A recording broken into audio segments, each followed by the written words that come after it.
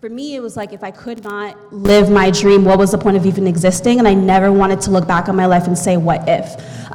So I decided that it was better off to end it. Thank God my life was spared, and I took that as a very positive sign that this was my life and my dreams were worth it. I also realized that, like, my dream career didn't exist, so I had to create it. 10 years ago in 2009, I started a very simple blog, just really talking about my experiences, how I felt. I always knew I was going to be successful. I was wondering when it was going to be my turn. And so I had my head down and I really did the work. Between then and now, I've definitely worked in the corporate field. Most recently, in 2008, I had a really lucrative year. I almost tripled my salary and then decided it was time to, segue, and I quit my job about 2 months ago. So currently I work in the space of storytelling. My life assignment is to help people see beyond the limits of their circumstances. My career is journalism, so I work with Forbes. I'm a senior contributor, so feel free to pitch me. And yes, she has a very specific process, so make sure you go on your Insta stories. Right. Like I've heard, right, because I'll delete your email. Okay, yeah, so I work with Forbes, and then I also run a full-service ghostwriting company. How many of you know that celebrities don't really write their own shit? Okay, right. So I'm the secret content ninja on a lot of these high-profile teams. So our partners include celebrities, politicians, founders, and pro athletes, and we ghostwrite their books, keynote speeches, op-eds, business materials, and more. In addition to that, mentorship is also very important to me. So I run a mentorship program, and I've mentored 200 women in 9 countries in the last 3.5 years. Wow. How many? 200? 209 countries. So that's more than the people in this room that you mentored currently. Yeah, and I think that it's very important for women to know that entrepreneurship, not necessarily entrepreneurship, even side hustling is an option. It's 2019, there's no reason why anybody should be living paycheck to paycheck. Absolutely. So really just showing them what is possible for them. Yeah, wow, I love that. Okay, so unfortunately the lady on the very end is going to be leaving us leaving Toronto. Oh my gosh, I'm not going very far. So Lauren, give us your superhero origin story. Okay, so hi everyone, I'm Lauren. I founded, can everyone hear me? This is really, I think there's a speaker right behind my head, which feels weird. But I founded This Renegade Love. It's a blog that I started 4 years ago. Woo. And before I was doing that, I guess where I started my career was at Style at Home magazine.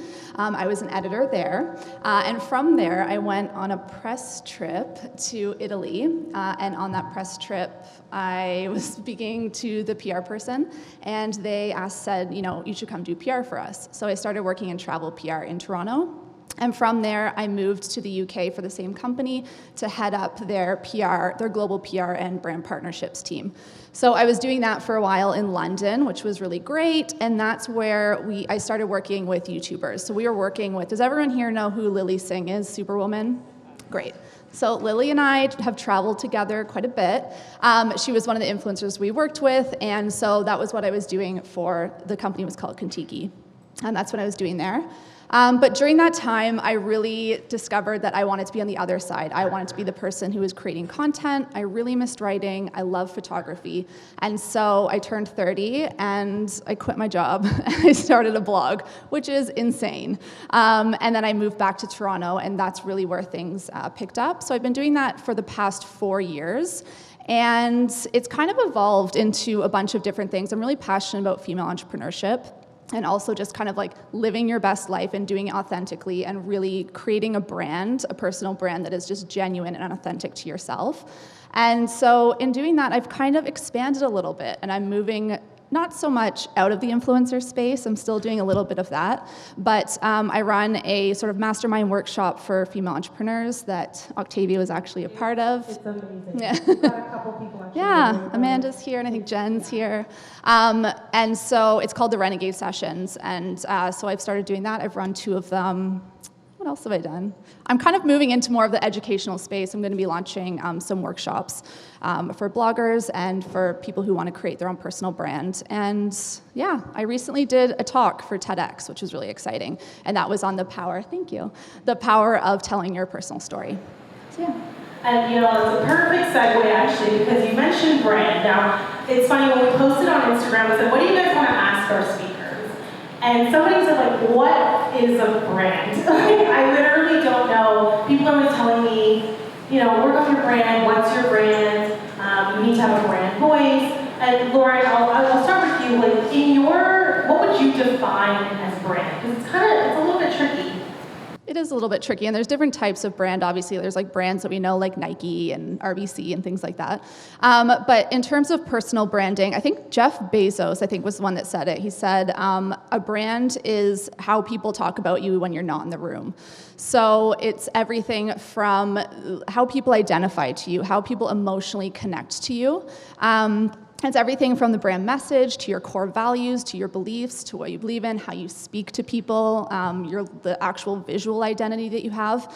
But for me, a brand has allowed me to kind of direct the narrative of what's being said about me. And yeah, just basically exactly that, directing the narrative so that it's not leaving people guessing who I am. I'm telling them exactly who I am and what they can expect from me. So Pauleanna, I want to direct this to you specifically because you mentor so many women. You know, whether that's starting a full-time business or a side hustle or even just something they do, like I guess on the side as well. What do you tell them, like, is one of the first things to do when developing a brand? Like, what is some of the advice that you give them? Okay, so I think that the first step is to have a level of emotional intelligence and self-awareness. Like, know who the fuck you are before you enter the matrix.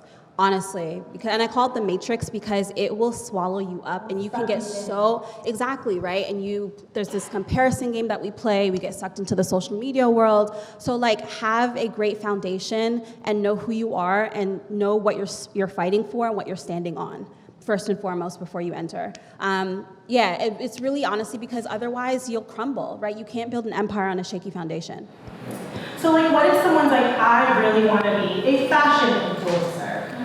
Sarah, I'd love for you to touch on this a little bit because I'm sure you get emails like every day from girls that are like, I want to go to Paris Fashion Week, and where do I start, right? Like, what are you looking for when you're looking at someone's, like, for example, Matt, you know, what were you looking for with him other than the number next to his picture? Well, I mean, Matt specifically, but really everyone, and, you know, I've had the opportunity to work with Lauren before too, and they're so clearly who they are. And for us and our team, when we're selling influencers to a brand, being able to sort of sum someone up and what their like key values and intentions with their social media, what they believe in, easily and like describe that easily to a client makes our job easier. So when working with Lauren, it was like, okay, you know, she's sort of the voice for the industry, for other freelancers. So every time we would work on a project together, we would say, okay, how does this fit into what the narrative you're already sort of, you know, talking about? So we always say when it comes to incorporating a product, we want it to really easily be incorporated into the story of their lives. So Matt is newly vegan and he's living this vegan lifestyle, so we're really working with brands in order to like educate as he's learning that about that lifestyle. So it's always about how can we tell the story and incorporate it into their lives really easily so that campaigns are believable. So that's sort of what I'm always looking for, is what story are people telling? I think when I started Platform, we were looking for like fashion influencers, people who posted their outfits every day, but the industry has changed a lot and now it's all about storytelling. So when I look for an influencer, I'm looking for people who really authentically show their lives. It's not super posed. I mean, every photo is posed in a way, but we have this really great influencer family called the Wild and Shelleys, and every photo that they post, it's like caught in the moment, almost like photojournalism of their family, and it's really real. It's not that picture-perfect family where everyone's perfectly dressed and the kid's hair is slicked back, and it's like, I just don't relate to that. So I think when I'm looking for someone, I want to see someone that makes me sort of wonder a little bit more about them and believe the stories that they're telling me. One of the biggest things I hear from people is that, it's just like so saturated, like it's so hard to stand out. So let's say you are a girl that wants to be, or a gentleman that wants to be in the fashion industry, it's very hard to kind of differentiate, you know, one Zara coat from the other person's Zara coat, right? So like, how, other than the storytelling aspect, is there anything else that people in the room can do to make themselves stand out from that quote saturated space? And that's the other question is, do you think it's too saturated now? I don't think it's too saturated because every single person in this room is uniquely themselves. So I think when we start to go, oh, I really like Lily Singh, I'm going to do everything Lily Singh is doing, then it's like, well, there already is one. So every single one of us has our own little like quirks and interests and things we're into. Like when I came into the industry, my unique thing that got me jobs was I spent my whole life coding. And then I went to journalism school. So when digital magazines came out, I was like, oh, awesome. Like I have something that's different. So I think having that like nerdy entrepreneur but into fashion and beauty was my brand. So everyone here has something very uniquely their own story. Like your story is incredible. That makes you you. So I think it's not saturated because there's something in the story that you're telling that no one else can tell. So I guess that's sort of the way to stand out. So you, Lauren, for example, if you were starting today from scratch, 0 followers, no blog readership, what would you do differently knowing what you know now and you were starting from scratch? I mean, I was pretty happy with where I started. I think I had a pretty strong foundation having worked on the brand side of things. So I knew what I wanted. I had quit my job to do this, so it better fucking work, was basically what I was thinking. I put a lot of effort into it. But one of the biggest things that I did is I stepped away from social media, from online. I shut everything down, and I took 3 months to put my brand together. And that was, I didn't look at what anyone else was doing. I didn't care what anyone else was doing. And that was really important in that phase, in that development phase, because I found that at first I was kind of looking, I'm like, oh, this person's really successful doing this, and this person's doing this, and whatever. And it didn't speak to what I wanted to do at all, but you kind of get lost in that. And so I would recommend for anyone who is like starting their personal brand or going through a branding process, just like shut down, move away, take like a month away where you're not looking at anyone else's content, because it subconsciously is just gonna start seeping in, and you're gonna start doing what other people are doing when it actually doesn't speak directly to you at all. I think a lot of people also suffer from analysis paralysis, like the inability to actually make a decision. Yeah. So like it does not have to be perfect. You know what I mean? Like just make a damn decision and hit publish, right? Like enjoy the process of figuring it out, as messy as it may be. It doesn't have to be like in a straight line. I mean, that's no fun anyways, right? So just get out of your own head and chill out a little bit and just enjoy the process of just like discovering, being curious and following that curiosity. I think a lot of adults are so stuck up now because they've lost their childlike wonder. And many of us who are successful, we never lost that. We're still a kid inside and we still like to imagine. Look at Steve Jobs when he does his presentations, right? It's almost like you're in Disneyland, right? He's so enthusiastic and excited. And a lot of us, you know what I mean? Like when you cross over to the business side, most people lose that. So I think we're up here because like we still have that in us. Yeah, that's amazing. What about you, Matt? Because, I mean, like I said, I feel like you've gone up 20,000 followers, 15, however many, even since the last time I saw your numbers. So, like, if we took all that away, what would you do to start over? I would just be myself. I don't know. I think it's as simple as that. Like, I had a thought I wanted to respond to is here. I did something. So I was like posting. I was like doing the regular stuff, but I didn't really know. I didn't really know like my aesthetics on my feed. I was really confused. So I did something called a Detox challenge. Officially Quigley, who's one of my favorite influencers ever, she promoted this on her page. So she always has these like perfectly beautiful pictures. They're stunning. She's a fashion influencer, so she does like stunning photos. And then she did a detox challenge where she just posted a selfie of her without makeup, without anything, just her hair down, glasses. Like she just woke up with a cup of coffee, like nothing. And then she started this detox challenge where she just did it for a whole week, just like regular pictures of her. And I did that as well. And it kind of helped me, like I literally woke up one morning, I walked to the bathroom and I took a picture of myself. And I was like, just posted it, just like wrote a caption. And I think that really helps me get out of my own head and kind of like detox. It's like a detox. So if I'm just starting from scratch, it's honestly just like sharing yourself with the world, sharing your values, sharing what you care about, sharing the things that you might not be, sharing your own journey. So like if there are things that you're not sure about yourself, share that. I think that's the most important part. If you have super practical advice, how many of you have over 5,000 followers on Instagram? Whether it's a business or a personal brand? Okay, so a lot of us got some work to do. It's not all about that. Sorry? It's not all about that. No, I'm just kidding. How many of you guys in the room currently have run and own a business? Show of hands. Okay, wow. How many of those businesses are a partnership? Okay, so we have a lot of solopreneurs. So I really want to quickly talk about kind of business structures a little bit, because I think this really trips people up a lot, because they're like, okay, well, I have this Instagram and I would love to have a blog and I would love to travel and do content for my favorite brands, but where do I even start? Should I have a partner? Should I just do this on my own? And I kind of want to talk about those two different structures quickly. Now, Sarah, you have a partner for your business. What was your experience with that? What are some learnings that you can offer, some pros and cons?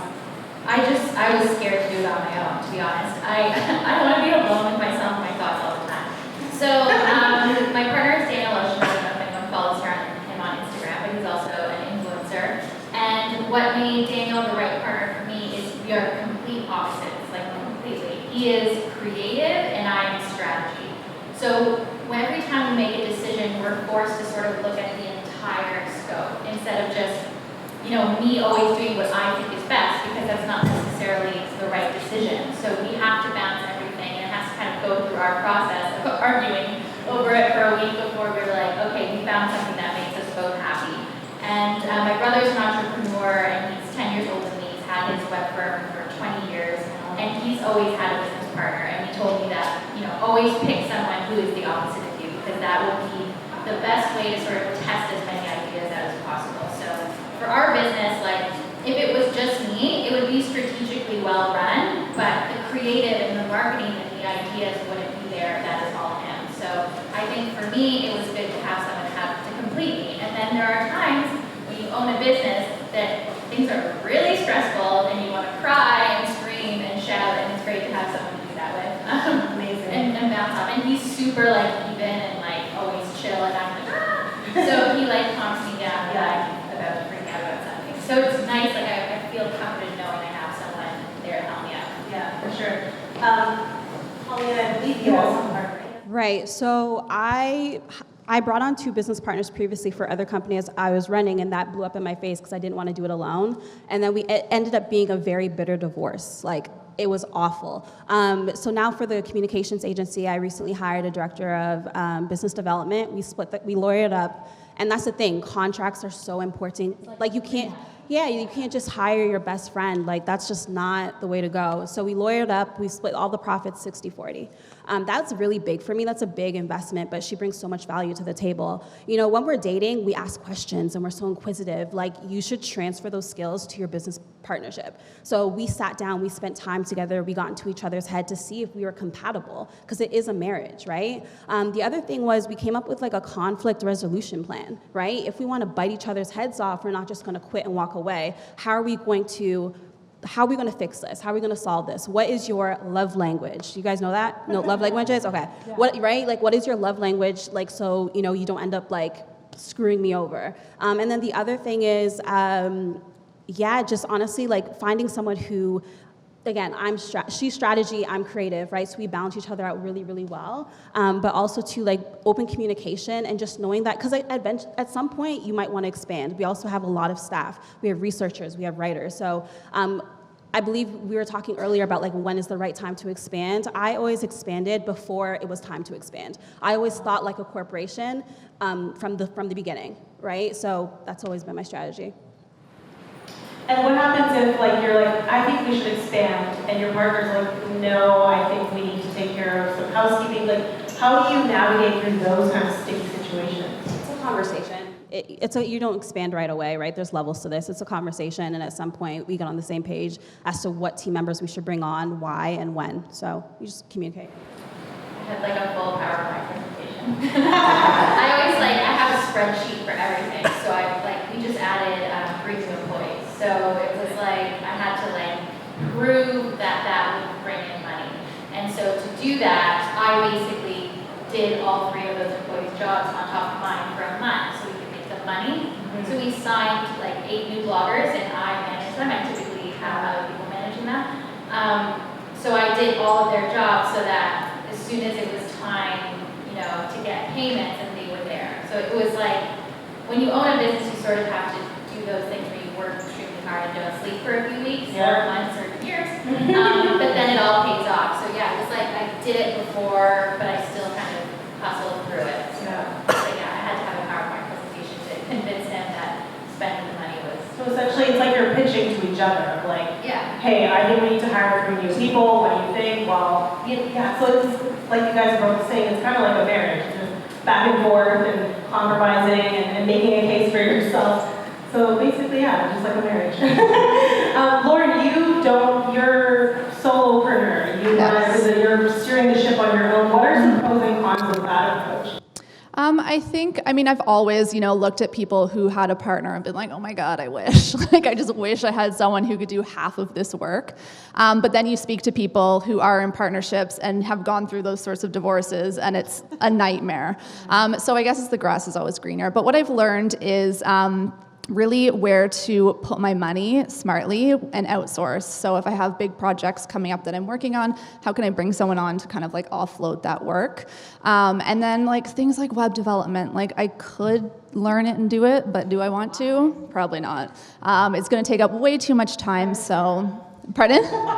Yeah, exactly. So things like that. And then, that's really one of the reasons why I started the Renegade Sessions is because as a solopreneur, you really can get inside your head, man.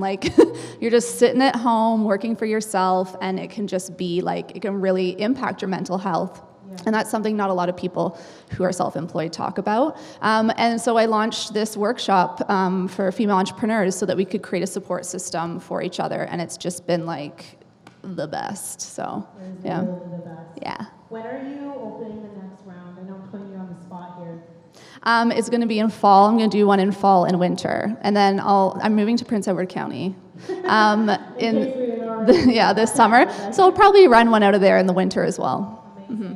So a little winter getaway for people. No, I'll do it for all the badass women that are in the county. Yeah. Oh my gosh. Pauleanna, the other day I was binging your Insta stories and your YouTube channel, and you are so, you just are so inspiring in so many different areas, but one of the areas that I was particularly oh man, this girl is amazing, was in personal finances. You do not mince your words. So I want to ask, we're going to talk about the business finances, but for your personal finances, do you invest your money, and what's kind of your strategy with that, and how does that kind of inform how you run your business and the career side of things? Yeah, so for a long time I was a side hustler. Is there many side hustlers in the room? You still have your corporate? Right, so I think the notion is if you're a side hustler, you're a fake entrepreneur. You're not, right? Entrepreneurship is neither part-time or full-time. It's a lifestyle. It's seeing a need and taking the initiative to fill it, right? So like I said, I ended up tripling my income in my business, right? So I learned very quickly that, as the founder of my company, my job is to grow the business, and my team's job is to maintain it. That was my strategy while I was side hustling. So by the time I made that transition, I had to ask myself 2 things. Do I have a history of selling? Do I have a proven track record that I could sell? If I leave this job, can I make an income? And number 2, I paid down my debt as much as I could. So in August of last year, I paid off $45,000 in debt, and I did that with my side hustle, right? So now I probably have about $5K, so it gives me a lot of wiggle room to take a lot of big risk now that I'm by myself. Amazing. So one of the things that we teach here at Paper and Coin is how to get started with investing. And a lot of people think that investing, oh my gosh, what is an RRSP? What is an ETF? And the second we kind of walk them through step by step, oh my gosh, why didn't I start yesterday?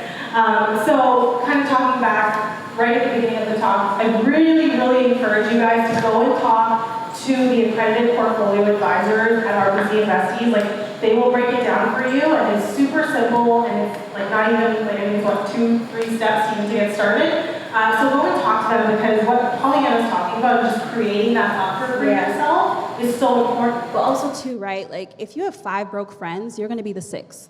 right? It's very important. It's honestly like it's especially when it comes to women and money. We're not as transparent and vulnerable. I'll give you an example. So I spoke at a conference in Texas recently, and a few of my friends were also speaking. We had a conversation in a group chat about what each one of us made, so that we can negotiate accordingly. So we are very transparent, right? I know Gabrielle Union, who's an actress. If you guys don't know, she often does the same thing when it comes to like their auditions and whatnot. So like nobody gets screwed over. I think women and men, I guess, need to be a lot more transparent and share each other's strategies when it comes to sales funnels and processes and try to find, like, a lot of my friends make a lot more money than me. Like, you know, I'm a 6-figure chick, but a lot of my friends are just hitting a milli. Like, you know what I mean? It's very important that the people you hang out with, like, you can't be what you can't see, right? So if your circles are, like, your friends will ask you to dinner and they'll want to hang out. They'll make you spend money instead of partnering to earn more. Like, make wise decisions in your choices, and like, let's really be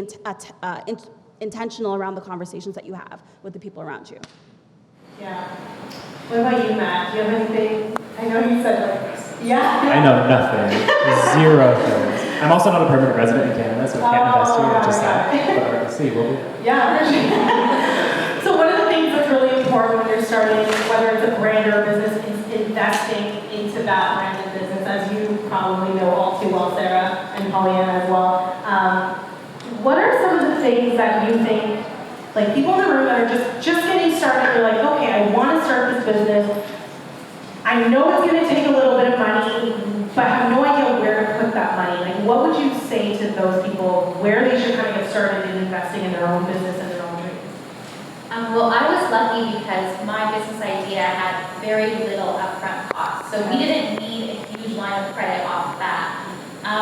So like Daniel and I started the company, our first expense was my laptop, because my company owned like the place I was working for on my laptop. So you didn't have like your own laptop? And his camera. That was like our startup cost, because we were basically selling influencers, so we didn't need anything else.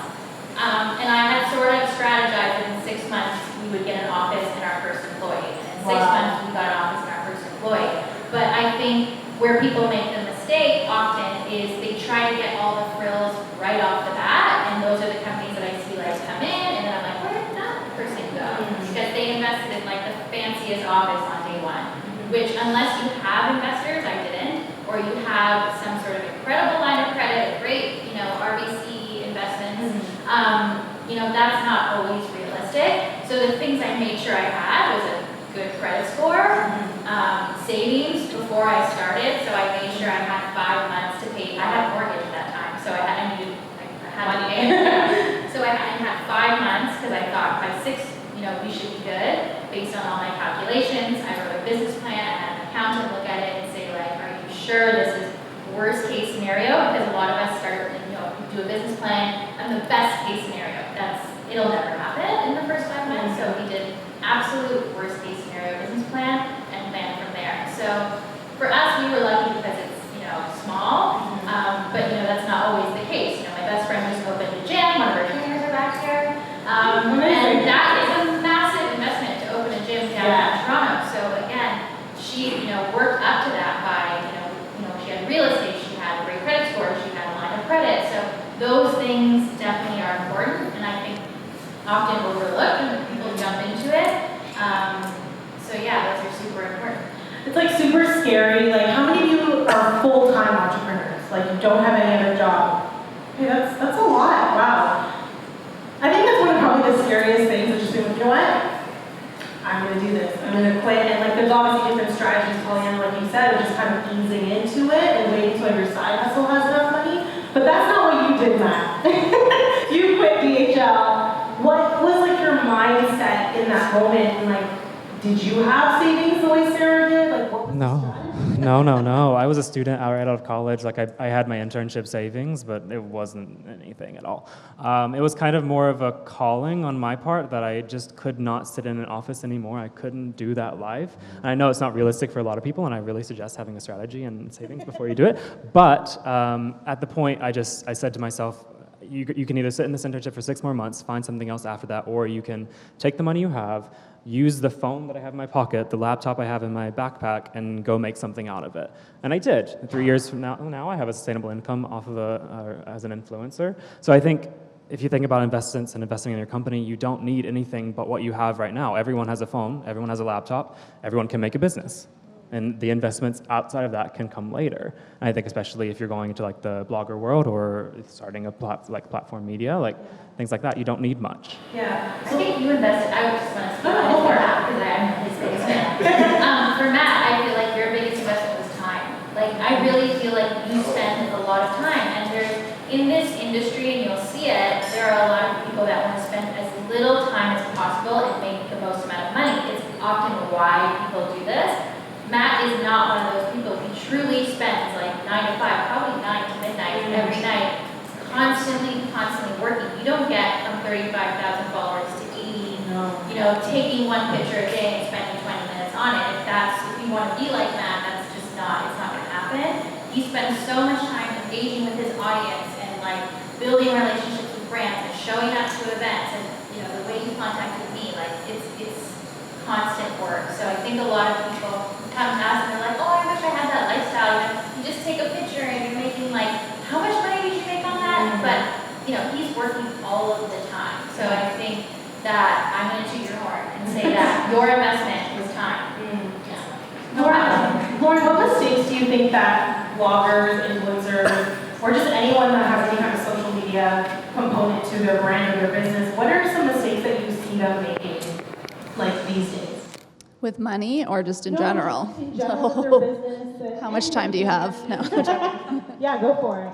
I think when it comes to money, for sure, and I think Matt is definitely an anomaly. Like, he's very different. You're like a hustler.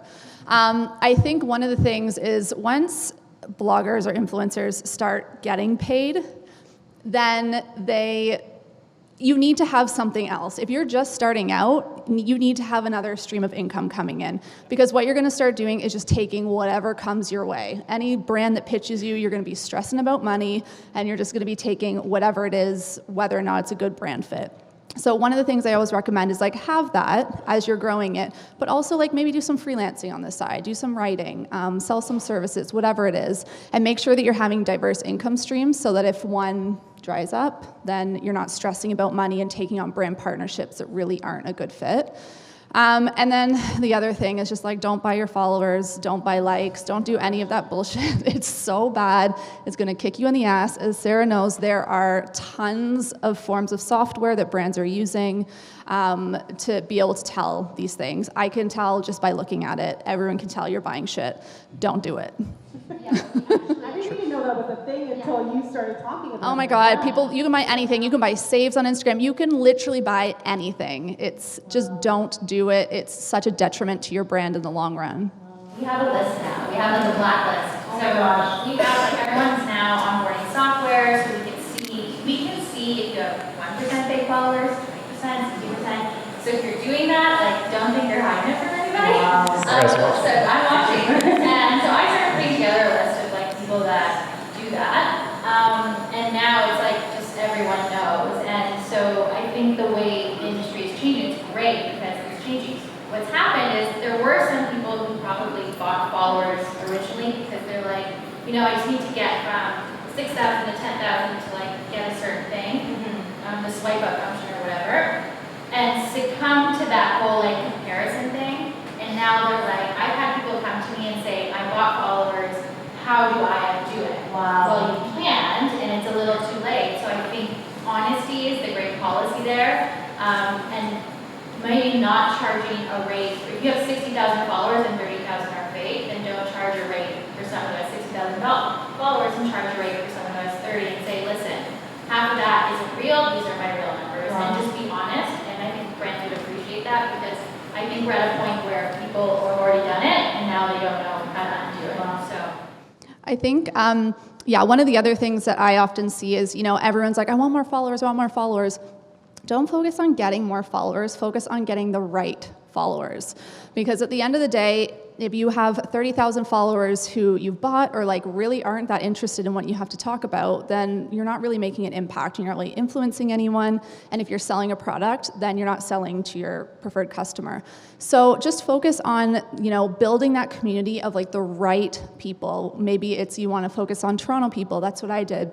I really focused on building a Canadian community because that was really important to me. And one of the things that I found really helpful, and this might seem very archaic, but build your email list. So if you're just starting out, build that email list and you can do it with an opt-in. So one of the things I have is to get people to sign up to my email list.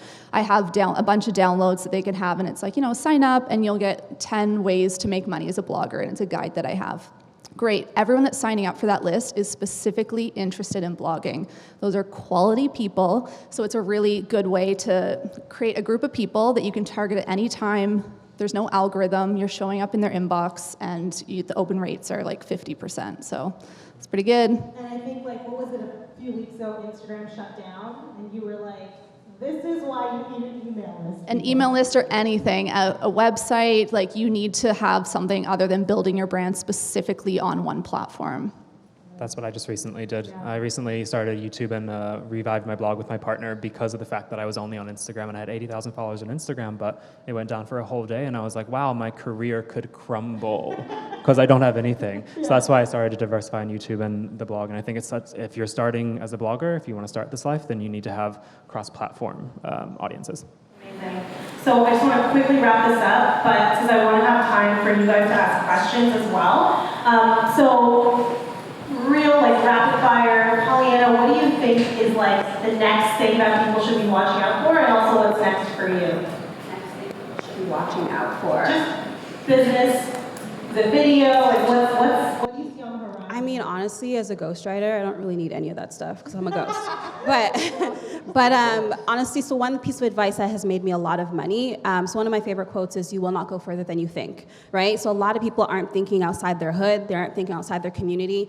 Jumping on a plane and taking meetings in LA, New York, Chicago, DC has made me an incredible amount of money and not limiting my business to Toronto. There's no celebrities here anyway, so I can't work here, right? But at the same time, expanding my thinking and taking a risk, people love Canadians. If you just say, hi, I'm from Canada, I'm in New York for 48 hours, they will likely take a meeting with you, right? I'm also very, very good at scoring meetings with high profile people and senior level executives. So if that's something, if you're in that space, come talk to me, because somehow VaynerMedia became you guys know Gary Vee, right? His CHO, Claude Silver, she's a great friend of mine, and I somehow make it into these weird rooms with all these people, so just holla at me.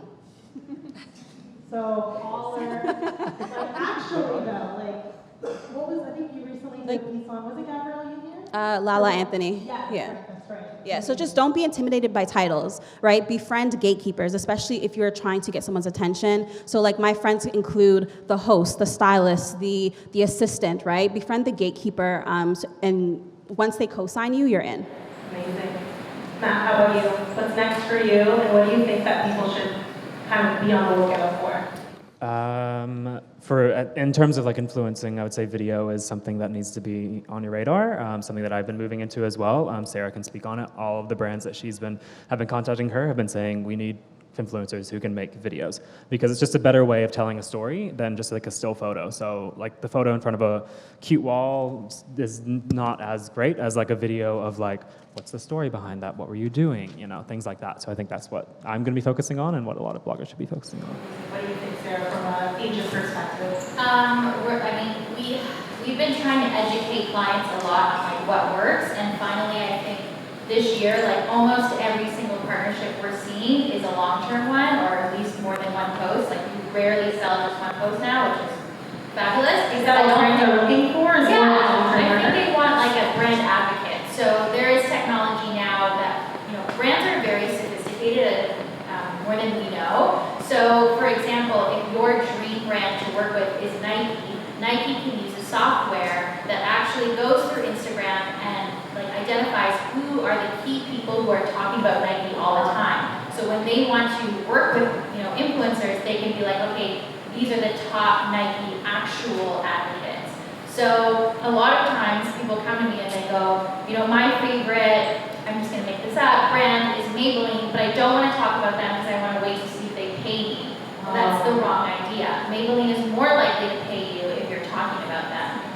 because some people say, well, I'm doing it for free, and so they're obviously not going to pay me for it. But I think there are ways to go around that. So you can like talk about them in a group of other products or in a roundup, and when you pitch them, say, when I talk about unit K, it'll be a dedicated post or something like that. So doing that. So long-term partnerships, video. Like I never have enough influencers to put forward because they always want a million video influencers. So I'm always, you're a video influencer, please talk to me after this.